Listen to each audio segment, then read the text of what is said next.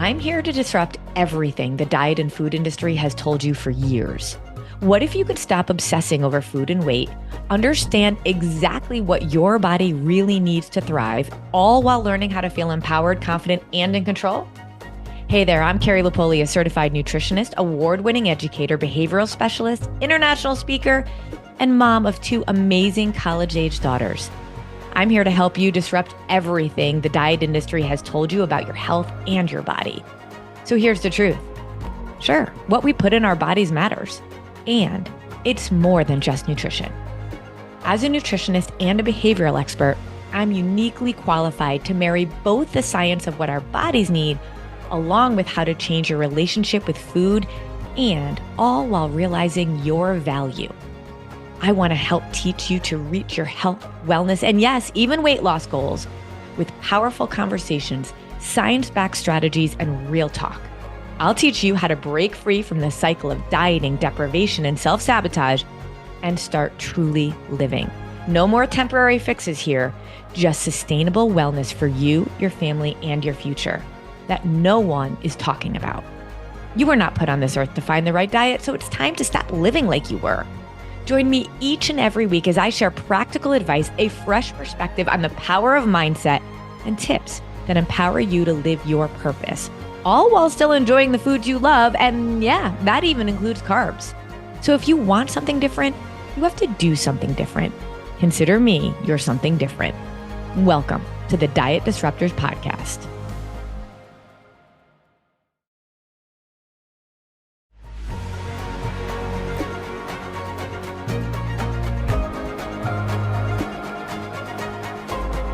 Well, hey, Diet Disruptors, Carrie here, and buckle up because today's episode is going to take you on an adventure. I mean, there's nothing like having a true bona fide Navy SEAL and celebrity in our house today. I mean, this is going to be one of my favorite episodes. Jovon Quarles, who we call Q, is here. And you may know Q from being the host of Fox's Special Forces World's Toughest Test. You are a Navy SEAL, you are a reality TV show celebrity, and you are here to talk to us today because you have so much that to teach, that we can learn from. You are just literally one of my true mentors when it comes to doing hard things. How are you doing? Oh my God. Thanks, Carrie, for having me on the show. I appreciate it. I'm doing great. Life is good. You know, a lot of amazing things are coming my way. I'm blessed. I can't be mad at it. And I'm just humbled and happy to be here and just fortunate to be here. So let's go. Let's Let's go. go. Q, you have such an incredible story. And the reason why I asked you to come on to the show is because you have so much to teach people around an area of health and wellness that I think we miss. So many times people will say, Carrie, just tell me what to eat. Give me a meal plan, right? And women especially, the women that we talk to hundreds and hundreds of women in my private practice every single month. And when I ask them how long they've been like dieting, obsessing about their food and their bodies, it's for an average 50-year-old, it's over 30 years. And they're searching for this like perfect plan. And in all reality, I say all the time, you can know what to do, but you just won't do it if your head is not actually in the game, if your mindset isn't strong, and if you're able to persevere through hard things. And Q, your story, I mean, from when you were a kid is all about hard. So let's talk a little bit about kind of your Navy SEAL. And let's be honest, that is one of the hardest things to be. And then a reality TV show. I'm actually not sure what's harder, but you have learned how to do hard things. And so let's go back into a little of your past as to kind of how you became what you are today. You know, Carrie, I love starting that way, honestly, because I think people need to know the story and where we all come from. Because I think everyone has a story, right? Is, you know, big, small, you know, struggle, not struggle, whatever. But we all come from something that we had to deal with and get over in some form. Yeah. And my story goes from growing up with my mom was a drug addict. Be honest with everyone out there. That's how I grew up in. I didn't know who my dad was, never met the man, and she didn't even know who he was either. And I've asked her many times in my youth when I was growing up, do she know who he was? I would like to know him. I got two different names, two different times. So she clearly was in a state that was not, you know, coherent to, raising a child at the moment at the time. And I was born in 1980. So you can see and understand what life was like back then in that time, the 70s, 80s, when she had me. She was very young. So I was primarily raised by my grandparents and my aunts and uncles. All of them came in and helped out in some way, some version, especially my aunts to be that mother figure for me with my grandmother. And drugs, domestic violence, I've seen it all. I've seen it all. And I've found the drugs in my house before, my mom's drugs anyway. And she'll see this video, I'm sure, and she may look at this as a slap to her. And I try to tell her when she reaches out to me, because we don't have a great relationship still today. But when she reaches out to me, I try to tell her that the story about the upbringing, the story about her, isn't about her. You need to stop taking it personal. It's about people need to see that what I went through with you, the struggle that you had being addiction, that I was able to still change my circumstance and change my life because I really had a huge reason why. And I know you always speak to that. Having a reason why is the number one thing that's going to drive people to be better or to change and to create the habits that they talk about. So I know you always talk about that. I do. So what was your why? Because it's so easy in a cycle of poverty, and we always talk about modeling for our kids, right? Because we're their teachers. You had such a challenge in front of you in terms of to be taught in a way that sets you up for success. So what was your why? Because I always say when you have a strong why, you're going to be able to show up for yourself in a very different way. Right. And I believe that. And I want people to understand that's not a cliche saying because so many people use that as like a little, they undervalue that saying that your Yeah. why has to make you cry. It's your why is true. Your why is your inspiration. Your why is what's going to get you up when you don't want to do this certain thing and make you go do it. And Mike Tyson says this thing, do it like you love it, even when you're tired of it. Mm. And for me, my why, because I even had struggled in high school with all the stuff that was going on. I had a son in high school and I was a teenage kid. So I was creating the same cycle that my mom had. I wasn't into drugs yet at the time anyway. So, but the same cycle of struggle and not doing what I should have been doing while I was in school. Mhm. So once my grandmother said this to me, you're going into the military so you can make sure you can take care of this child. And we're going to get you out of here so you can make sure you can have the ability to do what you need to do financially and grow as a man, become a man, and take care of your responsibilities. So becoming a Navy SEAL, the reason why I didn't quit that was because of my son and because of my grandmother who raised me. My grandmother's tattooed on my shoulder here, Oh. right? This tattoo. Most people can't really see it. It's a rose that wraps around my arm and it goes all the way up my shoulder. It's a rose. So you see the thorns and all that stuff. It goes through the middle name, the last name of Quarles. Can't do it here. Yeah. But it blossoms with her coming out of it, right? Because her face was what was my rose. She was a big reason why I had the success that I have today. She was my driving force. She was my reason why. Her and my son to show them that their dad, their grandson, can be something bigger and better and change their circumstance of how his upbringing was to being something more inspiring for others, something that can show others who grew up with not such a great family, the mom and dad situation together, you You know. know, I say this all the time. Like, we were all put on this earth for a purpose. And even though you were born into circumstances that were less than ideal, you were here. You have a fingerprint, you have a voice that is unique than everybody else's. And I think so many of us are chasing this comparison game, this vanity metrics. And if we could actually dig into a deep reason as to a belief that we're here for a reason, that, I mean, my biggest fear is that one day I die and God looks at me and says, "You did good, but I had so much more planned for you." And for you to tap into that at a young age, I mean, Q, to go into the military and then to become a Navy SEAL, there is a huge, huge cavern in between there. Like, if you like when I work with women very often they have a goal of like losing 40 pounds. Why? So they can feel better about themselves. But a goal like that is just sort of like on a night when I'm super stressed out, I know I'm not going to lose 40 pounds by tomorrow, so I'm just going to eat the cake today. You have to have a why that's bigger than that. And my guess is that why is so big, You knew you had a purpose. You knew you had to change your cycle. You wanted to really show your grandmother and your son that you could be somebody so different for them that I got to believe that when you got into the military, you were like, I'm going all in. Is that what It happened? was. It was. Yes, it was. Yes, it was. I had my bumps and bruises still. I was still learning, right? I was coming Yeah. out of that phase of all that, but because I got kicked out of my first program in the military. So just so you know, people, you That can is still have so bumps. wild. Yeah, But don't you I think did. like we're always so afraid to fail, but how did that quote unquote failure actually help you? Because I'm gonna guess that it did. I was super embarrassed. I had kind of built a connection with one of the instructors there, and the instructor kind of didn't know my detail of my life, but he kind of saw something in me that he kind of took me under his wing while I was going through this program. It was a search and rescue swimmer and aircrew aviation part of the Navy. And when I got kicked out because I was being a butthole of that program, and I had to turn in my uniform backs, the uniform they gave us back into the supply department, and I knew he was going to be there. I was doing everything I could to dodge him because I was still a teenager, and I just didn't know how to really show him that I failed. Yeah. I lost this opportunity, and I was so ashamed to show him.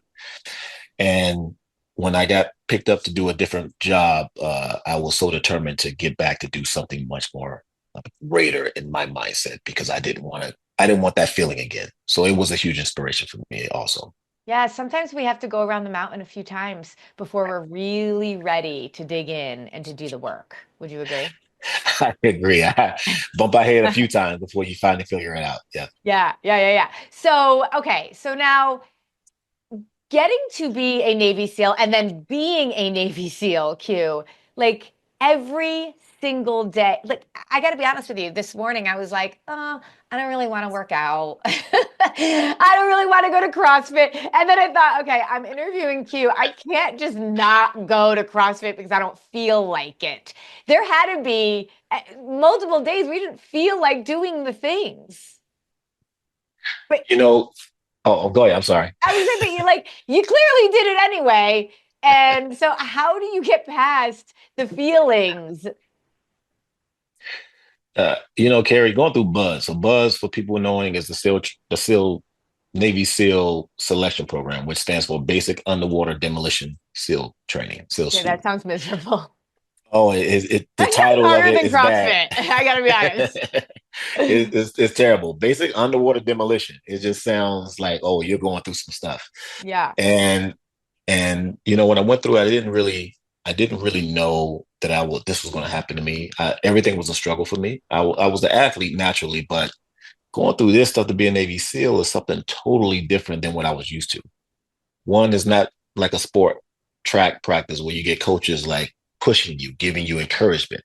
They don't encourage nothing. They're just all in your face and telling you you don't deserve to be here. You ain't nothing. You should quit. You should leave. They're looking to break you down mentally. And for the most part, it works. I think what I read, it is Navy SEAL training is the hardest course selection program in all the military that we have. And I understand it really is. And I'm not saying that just because I'm a SEAL for people watching, but Yeah, it yeah. it directly does break people down, and Yeah. people lose their minds when they quit. Well, that's why it's like to me, you can have a really big why, but I feel like there's a moment and you're like, I could be successful in other ways. I don't have to do this. Like, there's got to be a moment where you're like, hell no. Carrie, I'm about to tell you something that I haven't told any podcast or any show yet. Oh, I feel so Because honored. they never asked this question. But Okay. you just said something that goes right into why I did this thing. Okay. Most people don't know, but my family and maybe my closest friends know that I had to go through buds twice. Right? I quit the first time. I quit. I gave in because of exactly what you said. On Hell Week, the first time I went in, Tuesday in Hell Week, for people who don't know, it goes from Sunday night to Friday morning. This is the most hardest piece of the training that you'll ever go through because it's really meant to break you down. They barely feed you, they barely give you water, and you only get 3 hours of sleep in the middle of the week. Oh, dear God. Sunday, so Tuesday morning, like 2 a.m., we're coming out of eating some mid rats, and the food is terrible. It's cold. They don't warm it up. They really set you up for breaking you down to see what you can do in a time of real serious combat. So we go outside and we're getting the boats in our heads. And like I said, it's 2 in the morning. I can see across the harbor the lights of the Navy ships shining in the light of the lights of the harbor lights and all that stuff.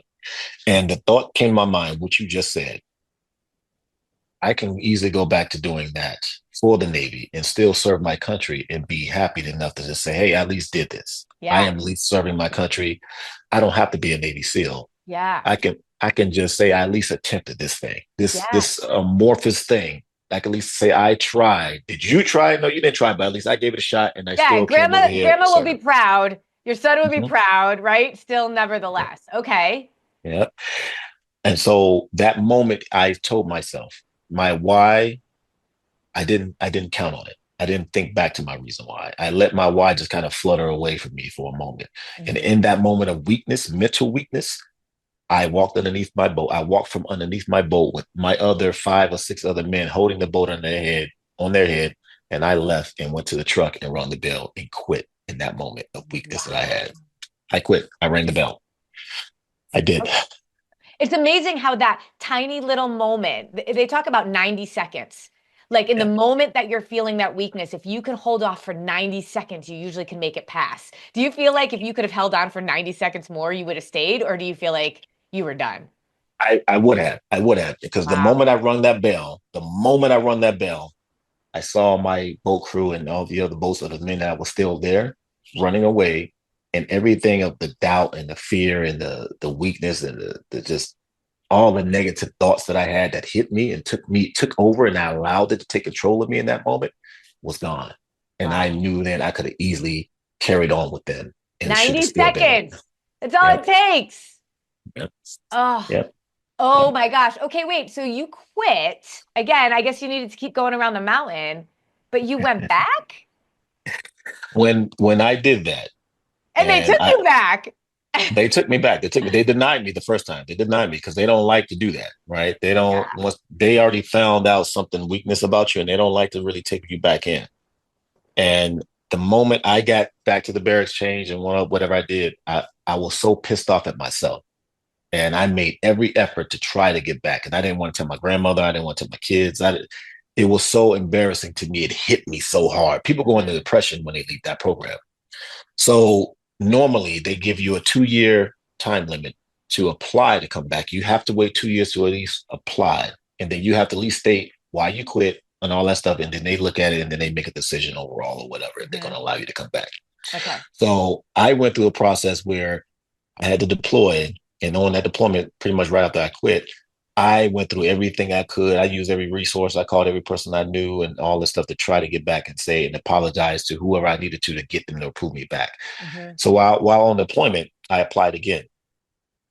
I was in Iraq. I applied again, and they disapproved. They did not approve me. Disapproved it, and it hit me. And I talked to another Navy SEAL that I knew, and he knew how bad I was at taking this on and Mhm. just the feeling of it. And he knew my personality. And the one thing about the SEAL community is not about how physically strong you are. They want the person's mindset. They want the right mental person to be a part of that community. It's a tough community, and they want the right men. And he loved my who I was as a man. He Mhm. knew that I had that 90-second moment of weakness and I allowed this to take me out. And he knew that I fit the mold of what mentally a Navy SEAL looks like. So he made some calls on his own.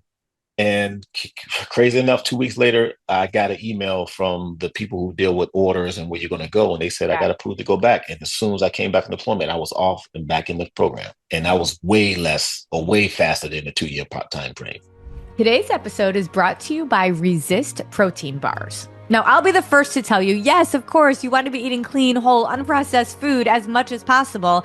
But also, we're busy, right? And so we have to still be able to fuel our body in a way that it loves. And protein bars are often a really good source of fueling. However, the problem is there's so many ones on the market that either spike your blood sugar uncontrollably or they're filled with all sorts of nasty ingredients. And to be honest with you, most of them are both. That's why I love Drew and Emily, two women who decided they were going to crack the code on how you can produce a protein bar that not only tastes great, but also has wonderful ingredients and won't spike your blood sugar. Think about the name resist, like insulin resistance. Blood sugar balance is what they are all about. I love that they are a company of women that also are a company that cares about what we put in our body. So if you are interested to try as a great meal replacement to one of your PFC meals, check out eatresist.com and use the code PFC315 to get 15% off. Very often, and I see this all the time with women that I coach, Mhm. we find one little barrier and we're like, okay, I'm out. I can't do it. I'm good. Because the idea of doing something hard, showing up for yourself, even if you want it really badly, is still hard to like, it's easy to allow the excuses to step in. And when you got denied, I feel like it would have been so easy to be like, yeah, all right, I guess this just isn't for me because you knew what you were about to go back into, which sucked. But like that determination, that saying, I failed, but I'm not quitting. Because the only time you really fail is when you quit. Let's be honest.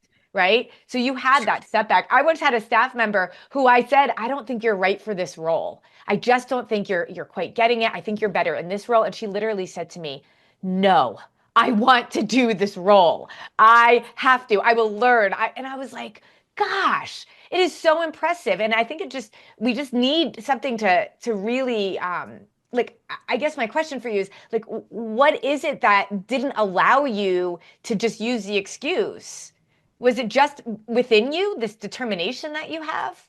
What you just said about that is you hit it again. You've been hitting it all. You've been Oh, touching I me was today. You've been let's touching just me today, go. girl. Um, and I tell people this thing. We as people, we tend to use things, we use excuses and we fall on these excuses, then we try to justify them to be all the reason why Yes. it's a sign of God that I should do something else. Yes. I Yes. should I'm easily like, go no, on that. it's Yes, not. it's like it's not. It's that we should just be better. We got to go through the process. And for me, it was the same thing. It was not that God did because my grandmother didn't want me to go back. I forgot to tell you that. My grandmother said, "No, well, boy." That's how she talked to me. She was like, "Well, boy, I guess that just meant you ain't supposed to do that job. You should go and do something else and just do the Navy and be safe." Because she was only thinking about my safety, Yeah. which your grandparents, your mom, dad always Yeah. want your Yeah. Of safety. course. And she knew what the Navy SEALs was not a safe job. So she was like, boy, just go on, just do something else in the Navy and be happy and do your career. And I was like, no, I'm not taking that, right? This is what I'm meant to do. This is what I want to do. This is going to help me grow as an individual, as a person. So I didn't allow that excuse and I didn't justify the excuse to go off and do something else to saying that, oh, I guess this is just not meant for me. Hmm. So I But did everything I could. you're Mhm. a man of faith, and I think that in so many ways, it's like it just doesn't sit right with us. We could justify the excuse and let it sit for a little while, but Yeah. at the end of the day, there's something that stirs in us, and you're like, it's just it's not sitting right. And my guess is that's a piece of that. And for my staff member, I think that's what it was for her too. She knew she was really supposed to be doing the thing that I thought she couldn't do, and now she turned out to be like my top staff member in that department, which I think is Yeah. amazing, right? But you something was stirring in you. It was. And kid you not, when I got back, everything changed, right? I mean, like you said, I knew exactly what was going to happen to me. And even when you're in buzz, you know the schedule. So it's already mentally there to break you down and already know, okay, you got to do this hard thing tomorrow for a certain amount of hours. It's going to break you down. Long PT, running with the boats on your heads, 2 mile ocean swims, 4 mile time runs in the soft sand. You already Oh know the schedule, and you're going to have these instructors mentally breaking you down, telling you don't deserve to be here. You shouldn't be here. So I knew what I was getting involved in. And then I come back and I get to the same spot, Carrie. The same exact scenario came up again. Tuesday morning, we're tired as I don't know what. I'm outside and I'm looking at, and I could just see again the Navy ships in San Diego and everything again. And the same thought came to mind. Same thought. And the one thing I thought about though this time was my grandmother showing her, I can do this. Was my hmm kids having my son being able to say, my dad's a Navy SEAL. How many kids can say that? Right, Um, right. and I stayed underneath that boat and we took off and ran through it. And lo and behold, by the time I graduated the Navy SEAL program, I ended up graduating as the first Black male to graduate top of his class in all of history for the Navy SEAL program at that time. I mean, that And that is a story. A story is perseverance, a story of purpose, a story of a strong why, and a story of actually just not quitting at the end of the day. You could, you know, stop multiple times, but at the Yeah. end of the day, you didn't quit. And, now, like, it's so interesting with your show because when I watch it, I'm seeing celebrities who are all kind of being asked to do the same thing. And this is what I think about all the time. Like you could know what to do, you could have a plan, all of that, but knowledge is one thing. It's application, that's a whole nother thing.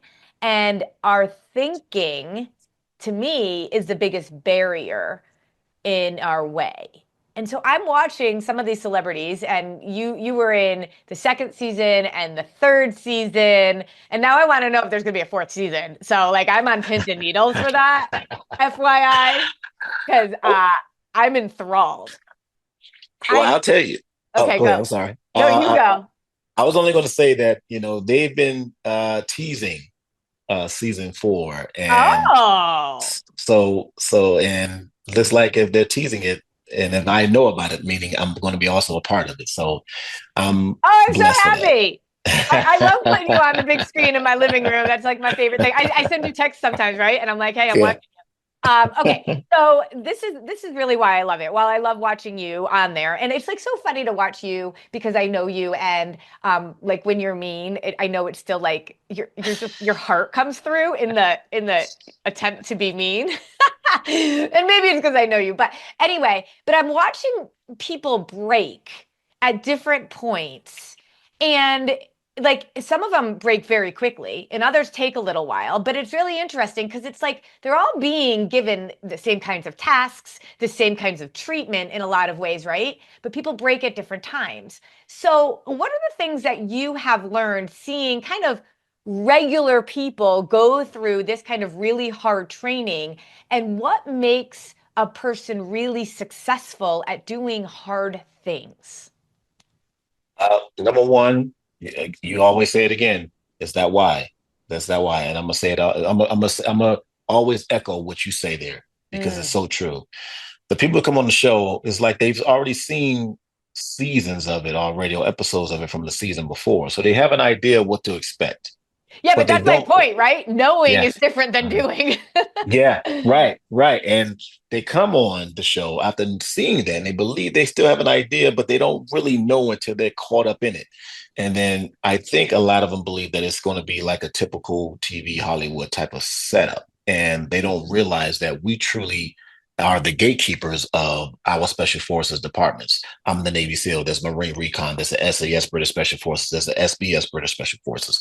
We create everything for this show, everything, and it's Yeah, you're completely. actually, it's not like the producers are saying you're going to do this. You guys are actually th planning this, We planning their plan it. their Yep. their act activities, as I would call them. And we do. We create it all, and the producers allow us to play that role. And even during filming, the producers are further away because they don't want these recruits, these celebrities, to believe that they have any play in this. They have to deal with us, and because we're the gatekeepers of this, where the world gets to see, the audience gets to see how we train and what we expect and how selection really is in our process. We Mhm. don't want it. We don't want this to be some lightly looked at thing. We make Yeah. sure people understand that this is very serious and we take this to heart, and we give them our all. And it's a mind. I was about to say another word, but it's definitely it plays to the mind game for sure, because Yeah. you have to really have a big why you're here as well. And we find that in some of these celebrities, and some of them, their why you'll find initially just isn't big enough. They're not here for the right reasons. They just thought it was going to be something cool. They thought they're here to reinvigorate their career. They just want to see. But some of them come out, they really have a purpose, they really have a why, and they want to see if they can grow through it and manage it, make it happen. So if you end up going, I got to believe when you moved into when you did your second season, which was the third season of the show, and now if you end up doing this fourth season, which woohoo, I'm so excited. Um, I wonder if you can kind of predict based on the whys that you're hearing who's going to be able to make it longer than others. Do you feel like you were able to do that in the second season that you were in, or do you feel like you could do that now that you're two seasons already in? Yeah. We have a big prediction. Us four, we get together and we kind of give an idea. And some of You us do. know some of these celebrities. We follow them. Some of us didn't. So we all kind of give our, information on what we know of these each individual.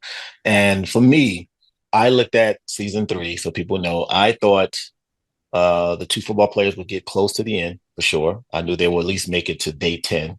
Hmm. Um, Carrie Hart was another one. He was another big prospect because his background as a extreme a motocross person. So he's gone through a lot of hell in his life. I feel like these athletes, they have to push through pain, uh, disappointment, failures more than like a typical person.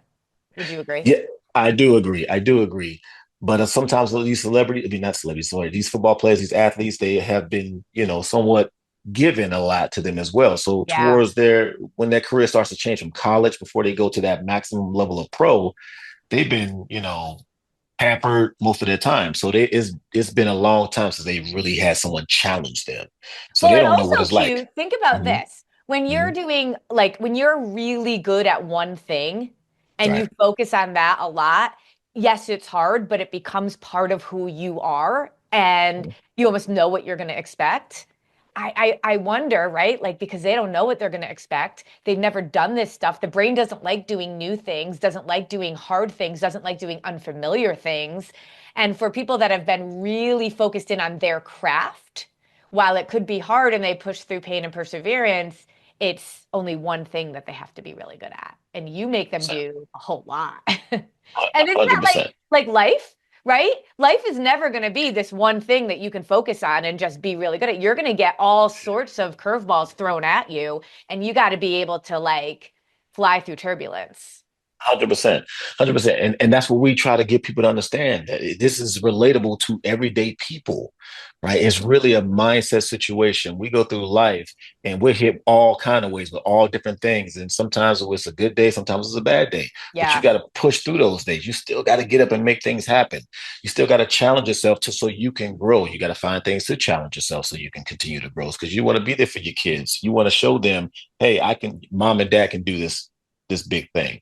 So, and like you say, with these some of these celebrities and athletes and movie stars and all that stuff, they've been so professional at this one thing.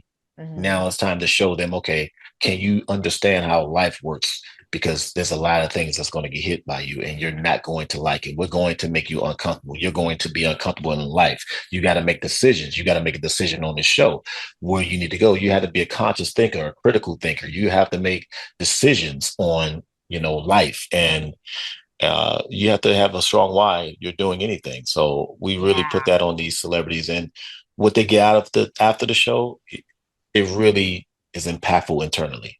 You really Mm. feel a level of significance because they call each one of us and they'll tell us something, that they gain out of it. They appreciate the Hmm. push, the Hmm. drive, and they all come back to us in some kind of way. Now, sometimes some take a little personal. Yeah, I wonder, right? Like, do they get mad? Yeah, I've had a few not call me and contact me a couple of times because they just don't want to deal with me. Really?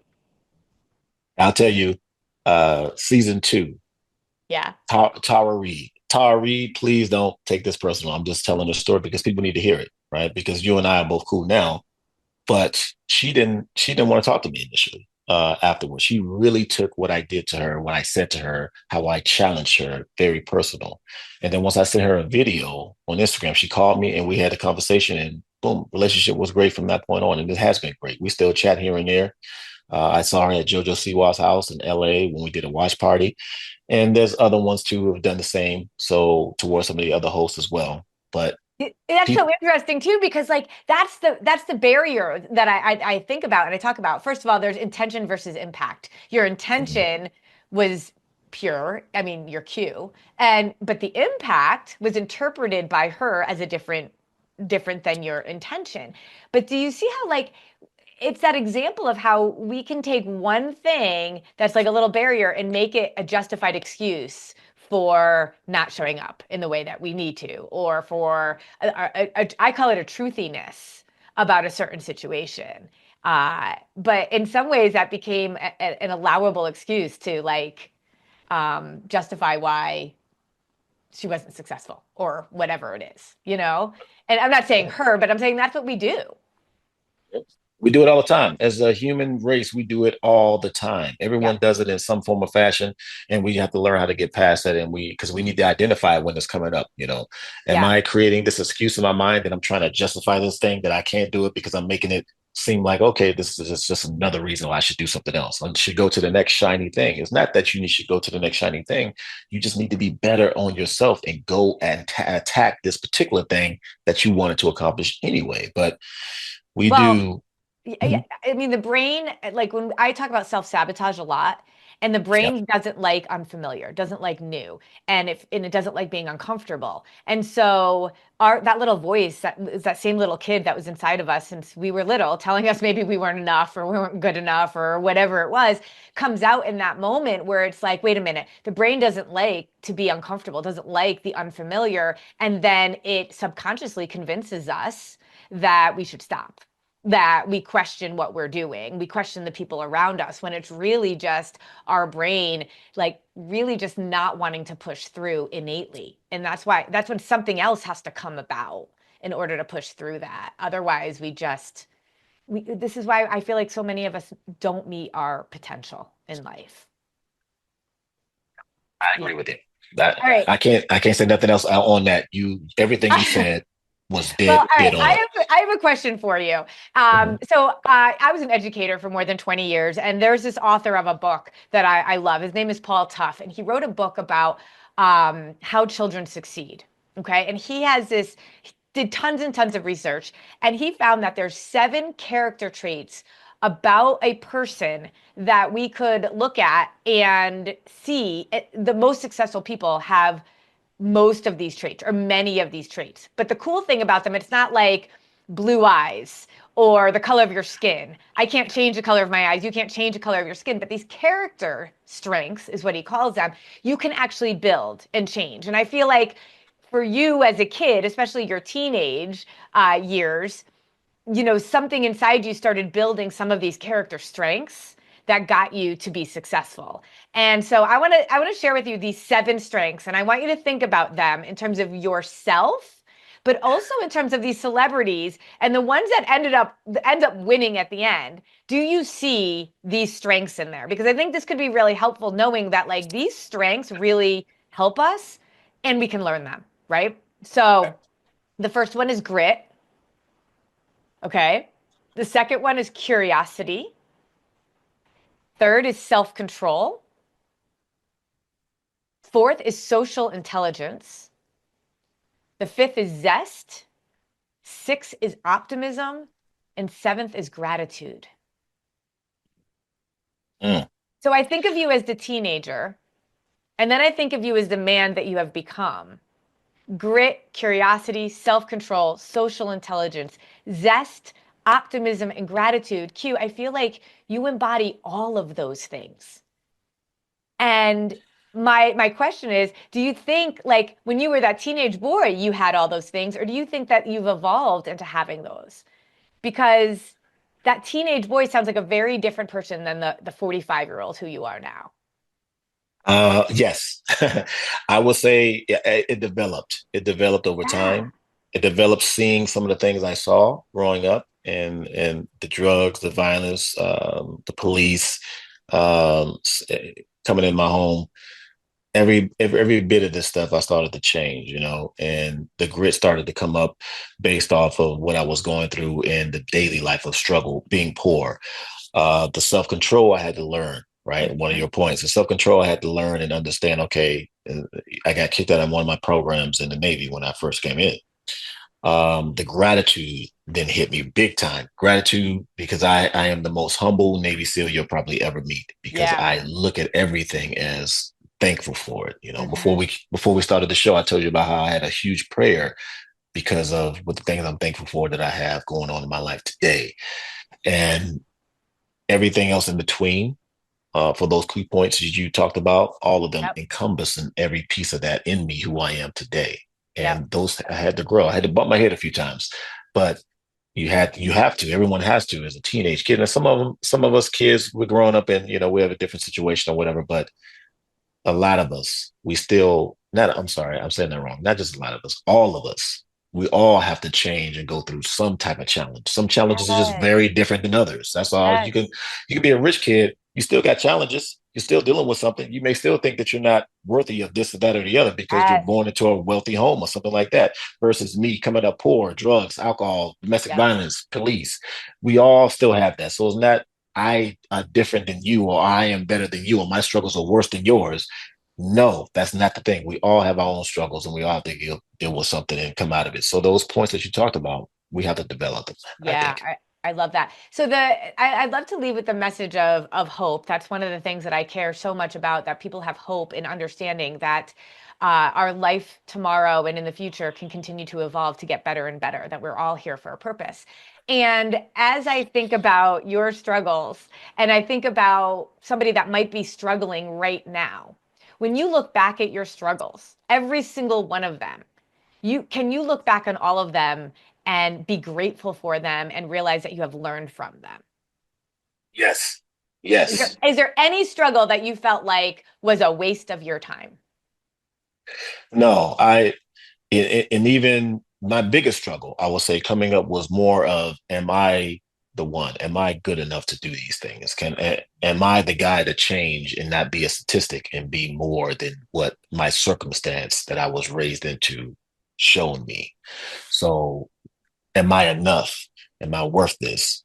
That was always probably my biggest struggle I dealt with in person, personally. Yeah. Yeah. And I think it just goes to show that if you're struggling today, anybody that's struggling today, the struggle always ends up in growth and Mm. in progress and in just a better you.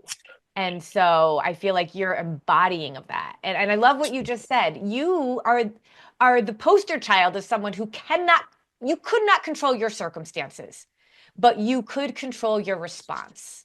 And even when your response was not what you were proud of, you then adjusted and made a different response. And you're just such an inspiration for everybody. And I know that most of my audience are women going through the dieting nightmare and cycle and trying to figure out if they are enough or not. And it's encouraging to know that somebody as strong, as successful as you, a Navy SEAL, also questioned his value and his worth. And look at you now as you come through. It's your story's amazing, and I know it helps so many people. Our minds, Carrie, as you already know, are our minds as such is our biggest critic to us as Mhm. individuals.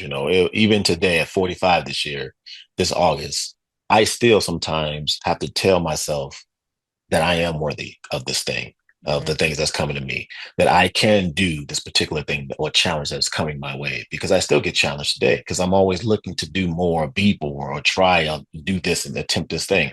So for any of your clients who are in their own mind, believing or thinking that they are the only ones, I want to say to them, you are not the only ones. We are all adults, and this mind that we have right here is crazy. It will bring up negative thoughts. You have to fight those negative thoughts that come up and tell you that this is too hard. It's not Mhm. that it's too hard. You can do it. You just have to create a big reason why you want to do it. You have to be inspired enough to do it. So if you want to lose that weight, if you want to build that habit, you just have to find that particular thing that really tells you that you want to do this and why you really want to do it. And you go with it. Because I'm telling you, as much as you see me and Carrie, we take care of ourselves. We work out, we exercise, we eat clean. I don't eat super clean every single day, Me right? neither. And every single day, but I take care of my body on a daily basis, on a regular basis. That even when I'm eating a pizza or my burger or French fries or ice cream and cupcake, it's not going to change my physique. It's not going to change my health by just that thing. Mhm. And when I don't want to work out, because even me, like you say, sometimes we don't want to work out. I still get up there and go do it. And if I don't do it this day, I'm gonna do it again the next day. So give Yeah. yourself grace. The Give real, yourself the grace. real, the real habit is when you Mhm. fall off the habit that you get back on. Get That's back on. really the habit that we Mhm. have to do. So, Q, how can people find you and follow you? Because your social media is amazing. I feel like I just like love watching all of your stories. So, where can people find you? They can find me on Instagram as my name, number one. I'm creating a YouTube channel, but my Instagram is Jovon P. Quarles, my first name, middle initial, and my last name. We'll Um, put it in the show notes too. yep. Uh, Yep. and okay, so now if there's really going to be a season four, I am Mhm. going to like I feel like I need like in the Super Bowl when we have like our picks, like I feel like I need picks because now I have some insight as to really looking at the why in terms of whether or not they're going to make it all the way through or not. Hey, you never know. I mean, I think if we get season four for sure, I think these next group of stars, celebrities, movie stars, musicians, whoever they get on the show, I think they every year we try to get them bigger and better. You never know. I mean, I would love to see a Tom Brady on the show. It'd be Come great. And on. I think Tom, his mentality, as he's Yeah. always been, it would be something to really challenge on the show and people to really see that even though he's Tom Brady, he's a great guy. I love the man for what he's shown, his character's personality, but he'll be able to show people that even on the level that he was at, he had to challenge himself as well, and he's had negative thought, and he had to get himself through the positive thinking and all that stuff as well. So I want people to see that through someone like him. Well, let's manifest that because you and I were just talking about how like if God plants a seed of a thought, he often like pushes us in that direction. So we're gonna plant that seed for Tom Brady for you. Let's plan it. Let's do it. Awesome, Q. Thank you so much. I can't wait for season four. Make sure you go follow him on Instagram. And remember, the bigger your why, the more you can literally fly. So let's do this. Q, you're the best. Thanks for being here. Thank you, Carrie. See you soon.